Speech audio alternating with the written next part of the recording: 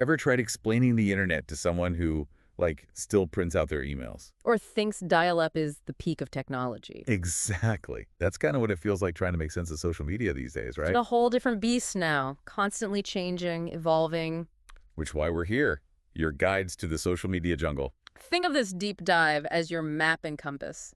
We're going to break down the heavy hitters, the ones you got to know, and more importantly, how to actually use them. And we're drawing insights from, well, the source material, the expert here, but also Chapter 13, which really digs deep into this whole world of likes, shares, the works. It's a jungle out there. It really is.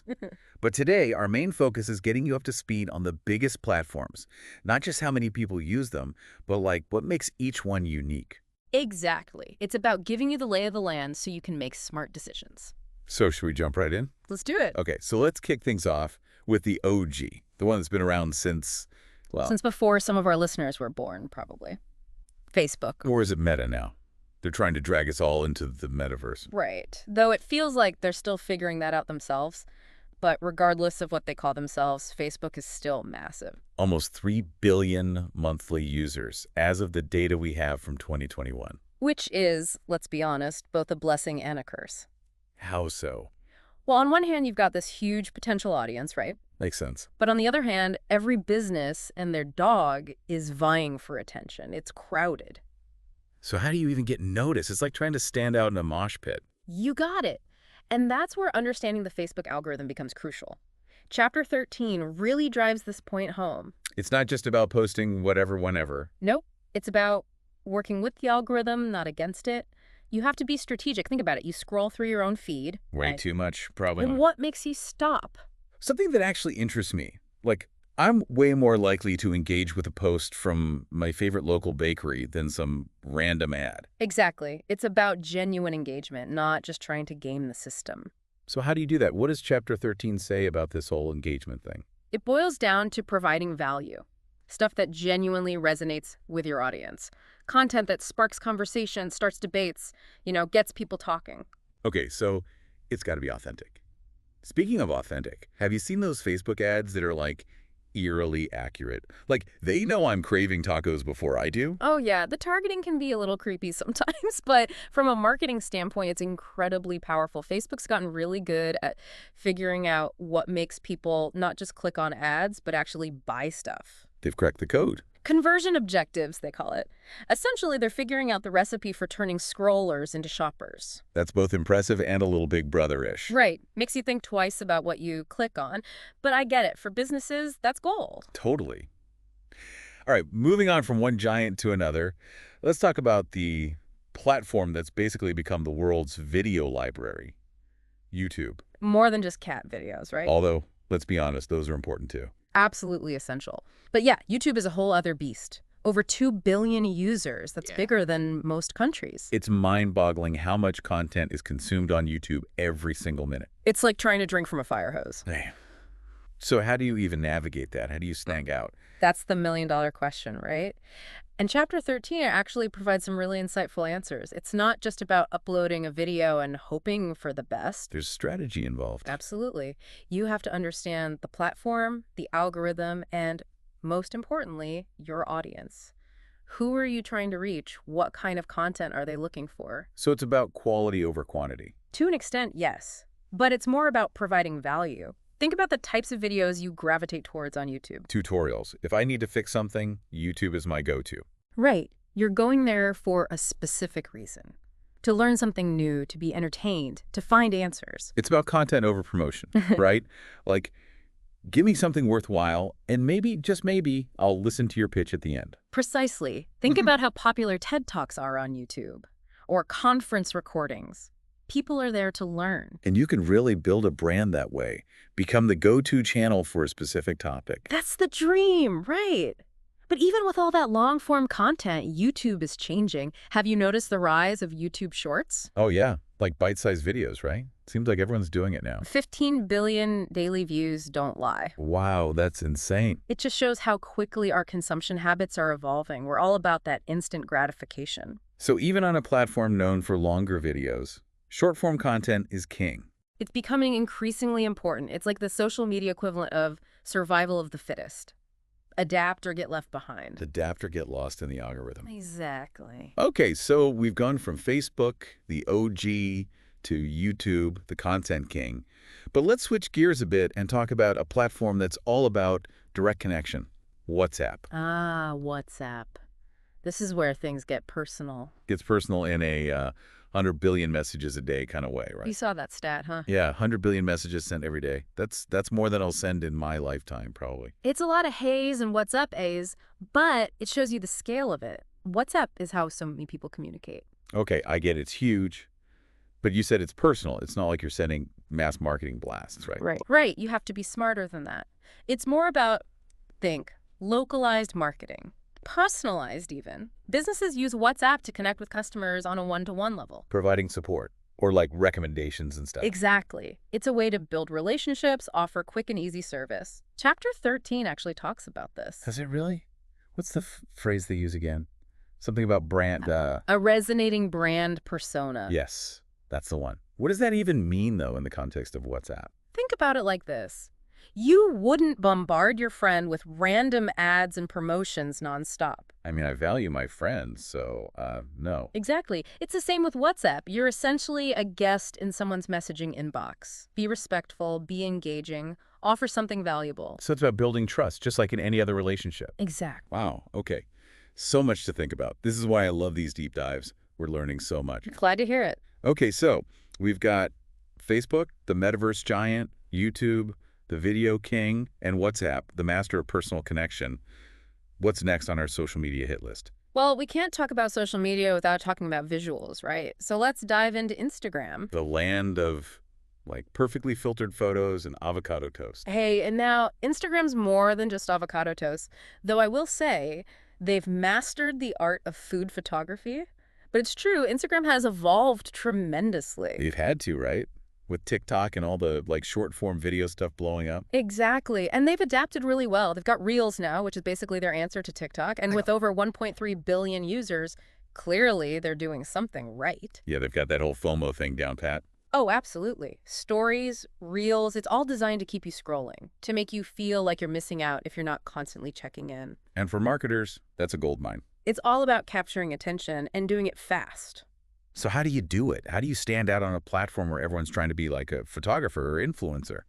Chapter 13 talks about the importance of visual storytelling. Which means, Think stunning visuals, yes, but also engaging videos. Behind the scenes peaks, stuff that pulls people in and makes them want to be a part of your brand story. okay, so it's not just about, like, having a pretty feed. It's about creating a whole vibe and aesthetic. And chapter 13 uses this baker, Holly Fox, as a perfect example. Oh, right. Her Instagram is Yeah. amazing. Right. It's beautiful. It makes you crave her cakes, but it also gives you a glimpse into her process, her personality. Okay, I see what you mean. It's not just about the product, it's the whole package. Exactly. And with Instagram's algorithm constantly changing, especially with this big push toward Reels, Businesses have to stay on their toes. adapt or die, right, which in the social media world is basically the same thing. Harsh but true. All right, so we've got Facebook, YouTube, WhatsApp, Instagram.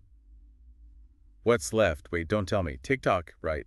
Had to save the, shall we say, most energetic for last. Energetic might be an understatement. It's like TikTok came out of nowhere and just took over the world. Even chapter 13 suggests that TikTok might be on track to, well, dominate the entire social media landscape. They're not wrong. It's like every other conversation I hear is about some TikTok trend or another. And the numbers don't lie. Over 1.2 billion users, most of them under 29. Yeah, it's definitely a younger crowd. And they're incredibly active. Trends emerge and disappear faster than you can say Charlie D'Amelio. It's true. And the algorithm is crazy smart Yeah. or creepy, depending on how you look at it. Little of column A, little column B. But it's effective, right? TikTok seems to just know what you want to see before you even do. It's like they're reading my mind sometimes. Right. And that's what makes it so powerful, but also a bit intimidating, especially for businesses. Okay, yeah, I was just thinking that. How do you even begin to market on a platform where everything's moving so fast? Where a dance challenge can make you go viral one day and be old news the next? It's a good question. And luckily, chapter 13 touches on this. Oh, good, because I need answers. The key is to stop thinking like a marketer and start thinking like a creator. Easier said than done, maybe. It takes a shift in mindset. You have to understand the platform's humor, its nuances.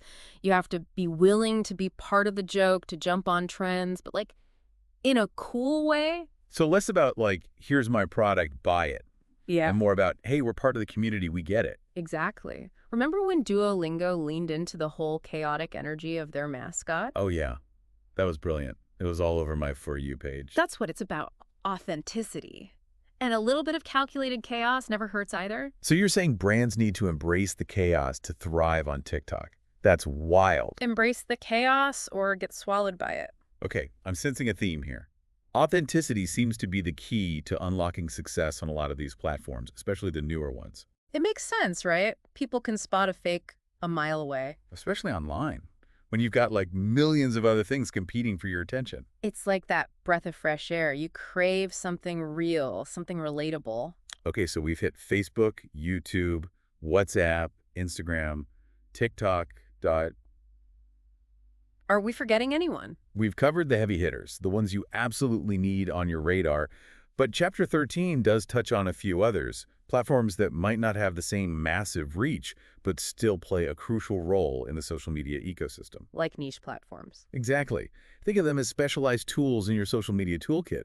For example, we have Pinterest. Ah, Pinterest. Yeah. The land of DIY projects I'll never actually get around to, and dream kitchens that are way out of my budget. You and me both. But that's the beauty of Pinterest, right? It's aspirational. It taps into our desire for inspiration. And for businesses, it's a goldmine, I bet.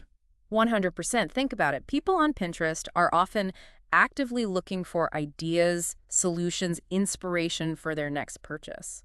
So they're already primed to, like, buy something. Chapter 13 points out that Pinterest often has higher conversion rates compared to other platforms for that very reason. Makes sense. If I'm scrolling through Pinterest looking for, like, the perfect rug for my living room. You're probably going to be more receptive to an ad for a rug than if you were just, say, scrolling through your Facebook feed. Right. I'm already in that headspace. Uh. Okay, so Pinterest got it. What else is there? Well, we've got a bit of a wild card for you. One that's as intriguing as it is potentially terrifying.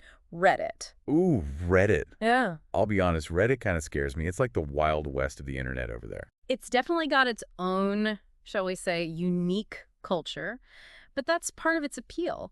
Imagine a digital town square, but instead of one big conversation, you've got thousands happening simultaneously. And they're all incredibly passionate about, like, incredibly specific things. That's the beauty of it. No matter how niche your interest, there's a subreddit for it. And the people in those subreddits, they're not just passively consuming content. They're actively engaging, debating, sharing their knowledge. And they can smell a marketing ploy a mile away. Right. Oh, absolutely. Yes. Redditors are notoriously allergic to anything that feels even remotely like an ad. So how do you even market on Reddit?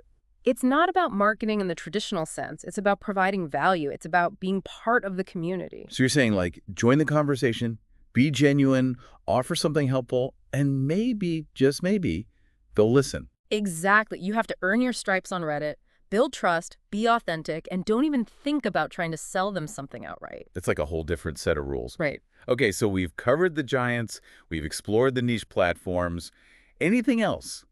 Or have we reached the end of our social media odyssey? Well, we've got one more stop on our digital adventure, and it's a big one. It's the land of live streaming, the realm of in-the-moment content. That's right, we're talking about Twitch. Twitch? I always thought Twitch was just for gamers. That's a common misconception. While gaming is definitely a huge part of Twitch's DNA, it's so much more than that now. We're talking music, art, talk shows, even cooking channels. Wow, seriously. I had no idea Twitch had gotten so diverse. It's constantly evolving. But the one thing that remains constant is the sense of community. Viewers aren't just passively watching, they're actively engaging with the streamer, chatting with each other. It's like a big virtual hangout. And for brands, that's got to be an incredible opportunity, right, to tap into that level of engagement. Exactly. And Chapter 13 highlights how Twitch is especially powerful for reaching a younger demographic, particularly Gen Z and millennials. Which makes sense. They're the ones who are glued to their phones 24/7. But how do you even begin to, like, market on Twitch? It seems so different from everything else we've talked about. It's definitely unique, but the principles remain the same. Authenticity is key. Find creators who align with your brand, who can speak to your target audience in a genuine and engaging way. So instead of interrupting the experience with ads, you're becoming part of the experience. Exactly. It's about adding value, not interrupting the flow. Think sponsorships, collaborations, integrated campaigns that feel natural and authentic to the platform. Okay, I'm getting it. It's about being present, being part of the community, and providing value. It's not so different from real-life interactions when you think about it. Exactly. Social media, at its core, is all about connection. It's just finding the right platform and the right approach to foster those connections. So we've basically trekked through the entire social media landscape, haven't we? From the giants like Facebook and YouTube, To the personal touch of WhatsApp, the visual storytelling of Instagram, the energetic whirlwind of TikTok. even dipped our toes into the live streams of Twitch. And of course, can't forget Pinterest and Reddit.